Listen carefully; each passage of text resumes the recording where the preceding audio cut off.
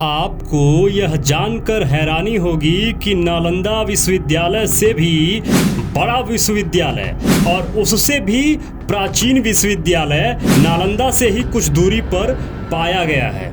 यह बौद्ध विश्वविद्यालय 2014 में मिला, लेकिन हिंदी और भोजपुरी की कुछ कहावतों में सैकड़ों सालों से इसका नाम लिया जाता था, लेकिन वो इंडिकेशन लोगों को समझ में नहीं आया।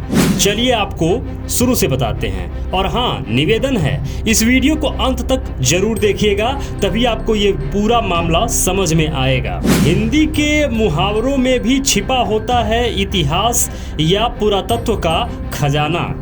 भोजपुरी जनपद से लेकर अंग प्रदेश और मगध क्षेत्र तक खूब प्रचलित है यह मुहावरा कि तिल्हाड़ा में चले जाओगे, तेल लेने चले जाओगे, यानी बर्बाद हो जाओगे, गड्ढे में गिर जाओगे।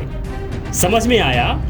यह आपके भी क्षेत्र में हो सकता है कि यह मुहावरा प्रचलित हो कि ज्यादा ये मत करो वरना तेल लेने चले जाओगे, ज्यादा वो मत करो वरना तिल्हाड़ा में चले जाओगे। एक्चुअल में प्राचीन काल से ही यह जो शब्द बोला जाता था तिल्हाड़ा में चले जाओगे, लेकिन तब नहीं पता था कि पाखंडियों ने यह शब्द का इजाद क्यों किया। तिल्हाड़ा में चले जाओगे या तेल लेने चले जाओगे। एक्चुअल में ये तिल्हाड़ा क्या है भाई? बौद्धों के प्राचीन नालंदा विश्वविद्यालय से भी पुराना है तिल्हाड़ा का बौद्ध विश्वविद्यालय। अब बात समझ में आ रही है आपको? 2009 से चल रही है रुक रुक कर यहाँ खुदाई। मिली है वहाँ से धम्म लिपि में लिखी हुई मुहरें और ईंटों से बने विश्वविद्यालय के विशाल खंडहर।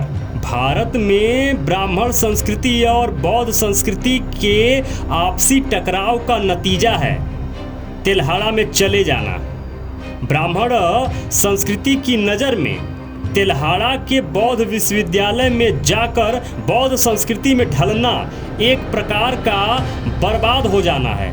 इसलिए ब्राह्मणों ने उस समय में कहा भाड़ में जाओगे, यानी तिल्हाड़ा में जाओगे, यानी तेल लेने जाओगे। उस समय जो भी लोग इस बौद्ध विश्वविद्यालय में पढ़ने जाते थे, पाखंडी उन्हें इस मुहावरे से संबोधित करते थे या चिढ़ाते थे कि तिल्हाड़ा में चले जाओगे या तिल्हाड़ा में जा रहे हो या तिल्हाड़ा में चले जाओगे। जब तिल्हाड़ा को इन लोगों ने नष्ट कर दिया, उसके बाद भी ये लोग यह मुहावरा प्रचलित कर रहे थे या बोलते रहते थे।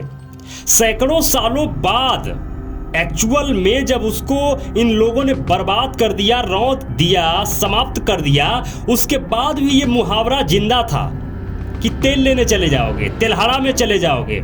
लेकिन बौद्ध सभ्यता के लोग, वह बौद्धिस्ट लोग जो अब बदल चुके हैं, किन्हीं कारणों से अब वह हिंदू बन चुके हैं, उनको नहीं पता था कि एक्चुअल में तिल्हाड़ा में चले जाओगे का मतलब क्या होता है। इस मुहावरे के पीछे कितना बड़ा इतिहास छुपा हुआ है। तिल्हाड़ा का गौरवशाली इतिहास और पुरातत्व के बारे में तो विस्तृत जानकारी इतिहासकारों को 2014 में मिली, किंतु हिंदी मुहावरा तो जाने कितने सालों से इसके इतिहास को अपनी कोख में लिए घूम रहा था, लेकिन लोग इसे समझ नहीं पा रहे थे। इतिहास को समझना है तो शब्दों को समझना होगा। शब्द अपने आप में बहुत सारा ऐतिहासिक खजाना अपने पास रखते हैं। शब्दों की गुत्थियों को अगर हम सुलझा लेंगे तो जाहिर सी बात है एक एक शब्दों के जरिए हम अपनी बौद्ध विरासतों तक पहुंचने में कामयाब हो जाएंगे। चलिए आपको एक और रोचक चीज से परिचित करवाता हूं। तिल्हाड़ा बौद्ध महाविहार की खुदाई से एक टूटा हुआ हाथ मिला है। यह बुद्ध का हाथ है। वहाँ कोई मूर्ति रही होगी जिसमें यह बुद्ध का दाहिना हाथ आप देख सकते हैं, जिसे फोटोग्राफ में दिखाया जा रहा है। बुद्ध का यह दाहिना हाथ अभय मुद्रा में है, जो आपके स्क्रीन पर हम दिखा रहे हैं। इसको ध्यान से देखिए। बुद्ध की मूर्ति में उनका दाहिना हाथ और जो तिल्हाड़ा महाविहार के नीचे से खुदाई में प्राप्त हुआ है ये अवशेष, इसको देखिए। कितनी प्राचीन विरासत है बौद्ध विरासत। आगे बढ़ने से पहले मेरे मित्रों आपसे एक निवेदन करना चाहूंगा कि जो भी मित्र अभी तक इस चैनल को सब्सक्राइब नहीं किए हैं तो अभी के अभी सब्सक्राइब कर लीजिए। अपने मित्रों में, अपने रिश्तेदारों के मोबाइल में भी सब्सक्राइब करवाइए, जिससे आपके साथ साथ उनको भी पता चल सके कि एक्चुअल में भारत का असल इतिहास क्या है, तथ्यों और सबूतों के साथ। लाइक करके हमारा उत्साह जरूर बढ़ाया करिए और कमेंट में जरूर लिखा करिए कि ये वीडियो आपको कैसा लगा और किस टॉपिक पे आप वीडियो देखना चाहते हैं। और इसके साथ ही अगर आप हमारा सहयोग करना चाहते हैं, मदद करना चाहते हैं, तो स्क्रीन पर स्कैनर लगा हुआ है, स्कैन करके आप हमें डोनेशन भी कर सकते हैं। चलिए आगे देखते हैं। नालंदा से भी प्राचीन विश्वविद्यालय तिल्हाड़ा है। बौद्ध धर्म की महायान शाखा की पढ़ाई के लिए तिल्हाड़ा बड़ा केंद्र माना जाता था। यहाँ पर बौद्ध धर्म की महायान शाखा की पढ़ाई के लिए इस विश्वविद्यालय को बनाया गया था। इसका उल्लेख वेनसांग और इत्सिंग के यात्रा वृत्तांत में मिलता है। इसका जिक्र तिलाधक के रूप में मिलता है। चीनी यात्रियों ने इसे अपने समय का श्रेष्ठ और सुंदर महाविहार कहा है। महाविहार में 3 मंजिला मंडप के साथ साथ अनेकों तोरण द्वार, मीनार और घंटियां होती थीं। यहाँ के अवशेषों से भी एक बात की पुष्टि होती है कि 1980 के दशक में नवादा जिले के अपसर में खुदाई में भी नालंदा से प्राचीन विश्वविद्यालय के अवशेष मिले थे। तब के पुरातत्व निदेशक डॉक्टर प्रकाश चरण ने अपसर को तक्षशिला का समकालीन विश्वविद्यालय बताया था।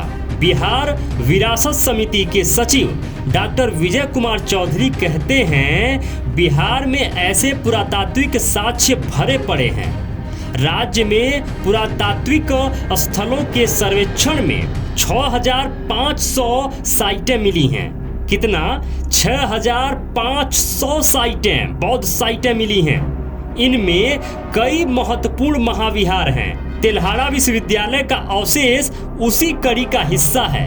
तिल्हाड़ा विश्वविद्यालय के बारे में कहा जा रहा है कि यह नालंदा विश्वविद्यालय से भी कई गुना ज्यादा बड़ा और उससे बहुत पहले बना हुआ यह बौद्ध महाविहार है। समय आ गया है अपनी विरासतों को पहचानने का और उनको जानने का, फिर से भारत को पुनः बुद्धमय बनाने का, क्योंकि भारत जब तक पुनः बुद्धमय नहीं बनेगा, भारत कभी फिर से विश्व गुरु नहीं बन पाएगा और ना ही विश्व विजेता बन पाएगा सम्राट अशोक का। इसके लिए बुद्ध की नीतियों पर, बुद्ध के आदर्शों पर चलकर, सम्राट अशोक की नीतियों पर चलकर भारत को फिर से एक सशक्त राष्ट्र बनाने की जरूरत है। इसमें आप सभी मित्रों का सहयोग है। इस वीडियो को शेयर जरूर करें और जो भी मित्र अभी तक इस चैनल पे बने हुए हैं, आप सबको बहुत बहुत मंगल कामनाएं। नमो बुद्धाय, जय भारत।